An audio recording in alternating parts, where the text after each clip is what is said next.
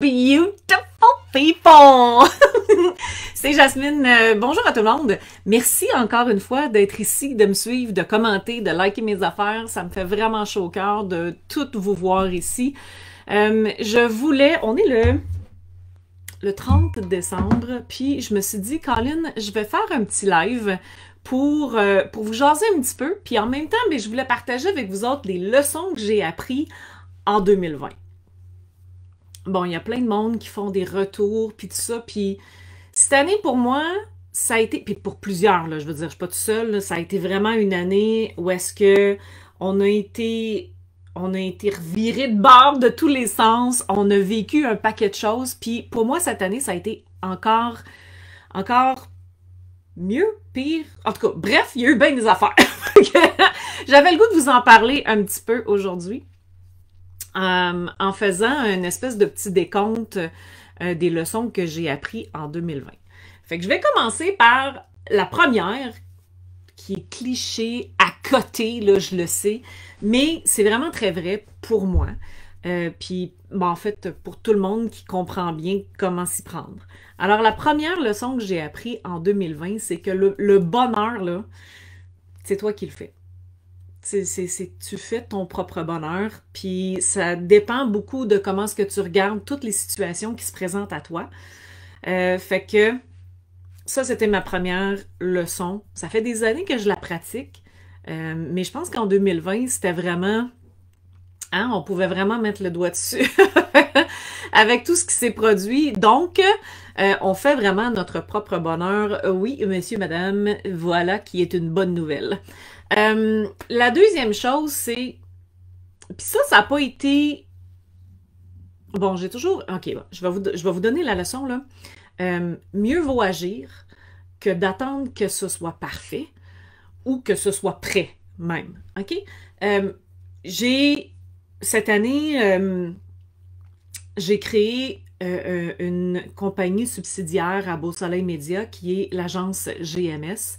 Dans lequel je forme les gestionnaires des médias sociaux et on leur trouve des clients. Par la suite, ils restent dans l'agence.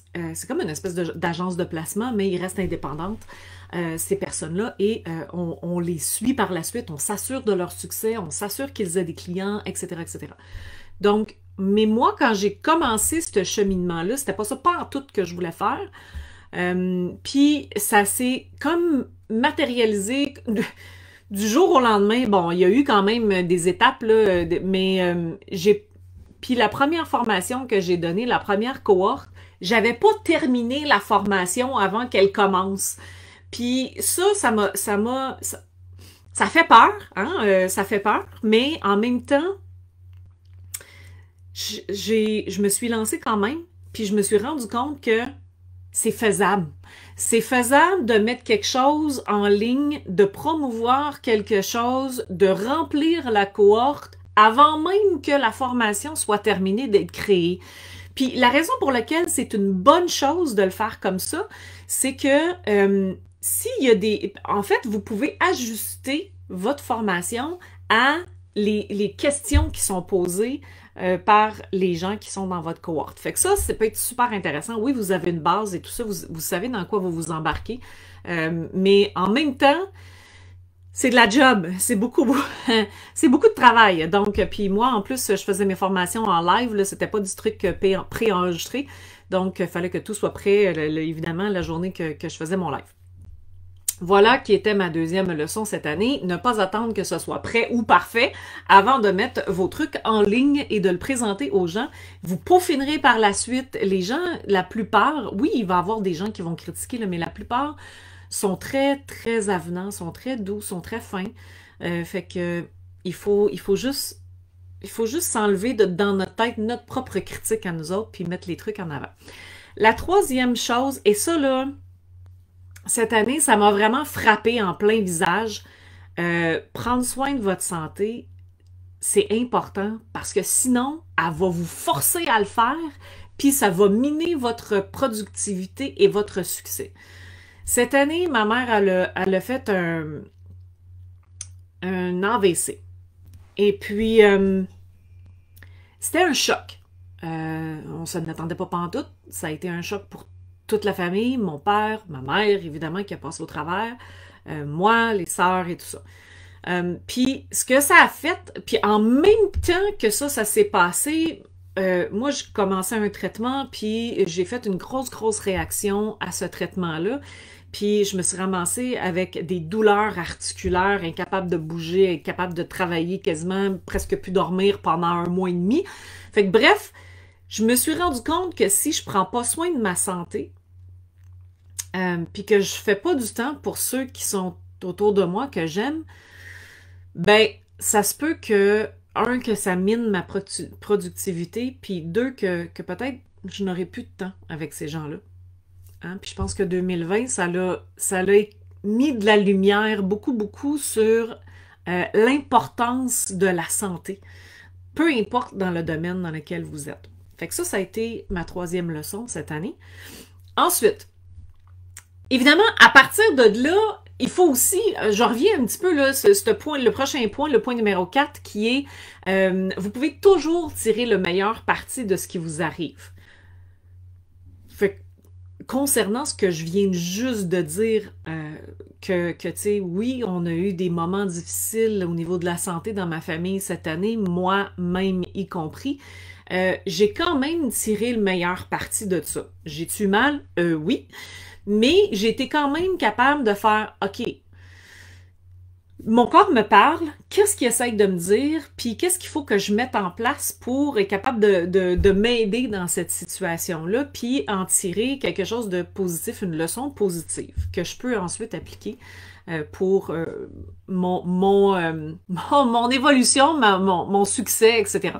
Puis c'est faisable, même dans les moments les plus difficiles, c'est faisable. J'en ai eu d'autres moments difficiles dans ma vie, c'est pas le premier, ça sera sûrement pas le dernier, mais c'est faisable. Donc ça, c'est la leçon numéro 4. La leçon numéro 5, c'est rien n'est permanent. Tu sais, ce qu'on vit en ce moment, là, c'est pas permanent. Ce qu'on vivait avant le COVID, c'était pas permanent non plus.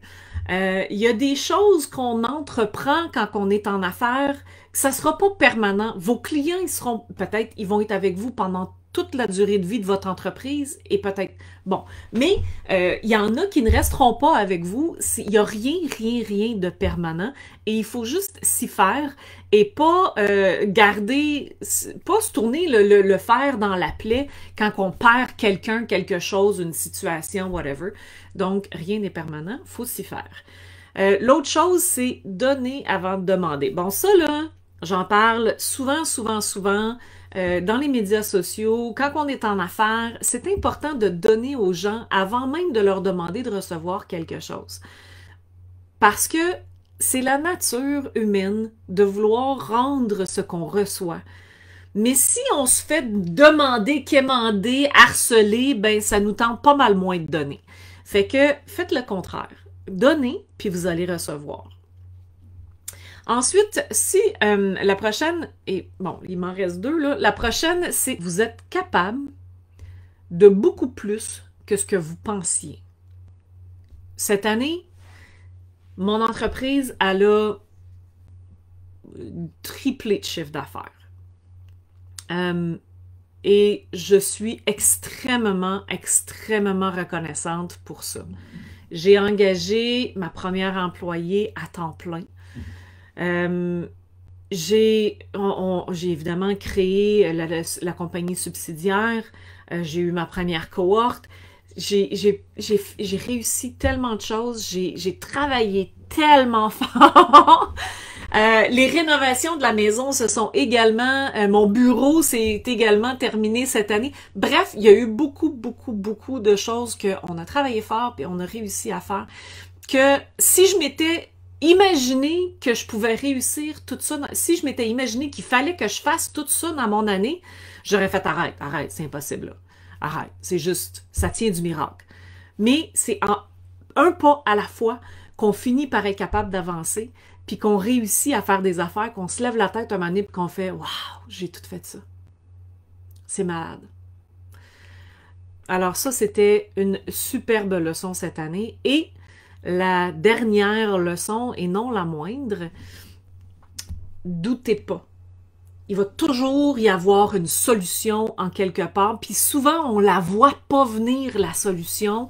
Faut y laisser de la place, faut y laisser le temps de se manifester, mais il y a toujours une solution.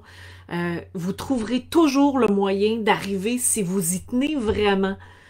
Et ça, là, c'est de plus en plus, là, dans les dernières années, là, c'est vrai. Ça se manifeste. C'est là. Ça, comment je pourrais... J'essaie de l'expliquer dans des mots, mais c'est très ardu parce que je pense que c'est plus un feeling que d'autres choses. On est... Je crois, c'est important de comprendre que, tu sais, quand on veut atteindre quelque chose, on le matérialise d'abord dans notre esprit. Puis après ça, on l'attire à nous autres par les étapes que nous on fait. C'est-à-dire notre cheminement personnel à nous, mais aussi les actions que nous on fait, ce qu'on met en place pour être capable d'y arriver. Puis des fois, il s'agit juste de faire « je veux ça », je sais vraiment, puis ça m'est arrivé je sais pas combien de fois cette année, je sais vraiment pas comment je vais faire pour y arriver, mais je respire là-dedans, puis je me donne le temps qu'une solution se présente à moi. Puis sais-tu quoi? Ça arrive tout le temps. Tout le temps. Puis dans moins de temps que des fois on pense. Des fois, on se dit, ben je veux ça, mais je vais l'avoir comme dans 5 ans. Mais crime, moi là, cette année, je suis ici pour vous dire que des fois, ça se manifeste pas mal plus vite que ce qu'on pense. Ouais. Fait que, c'est ça. C'était mes leçons que j'ai appris cette année. C'est une vidéo un peu plus longue que ce que j'ai l'habitude de faire. Je serais vraiment curieuse de savoir, est-ce que vous, dans ce que je viens de dire là, est-ce que ça vous a parlé? Est-ce que c'est des leçons que vous pensez maîtriser ou que vous avez appris puis que vous êtes en train d'apprivoiser? C'est quoi les leçons que vous autres, vous avez appris dans une année? Je serais hyper curieuse. On part cette discussion-là. Je pense que c'est une merveilleuse façon de terminer l'année. Puis, ben, en même temps, ben, ça me permet d'échanger avec vous autres, puis j'aime ça. Fait que si vous avez aimé cette petite vidéo-là, faites-moi un petit commentaire, s'il te plaît. Ça serait merveilleux. All right? Je vous embrasse. Bye. Hey! À l'année prochaine! Bonne année tout le monde! Ciao!